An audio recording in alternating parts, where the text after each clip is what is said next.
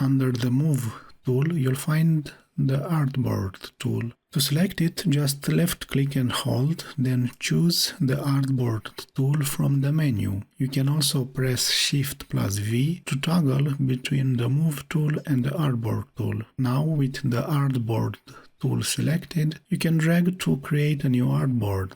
Another option is to click the plus icon to add a new artboard. If you want to duplicate an artboard along with its content, hold down the Alt key while clicking that plus icon.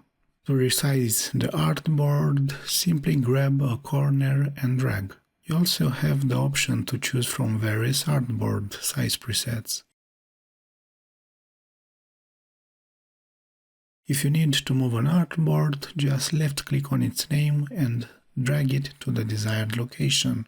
To hide or show an artboard, click the eye icon next to it.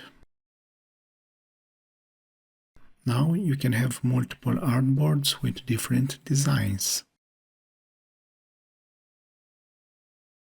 You can also create a custom-sized artboard by selecting it and entering your desired dimensions.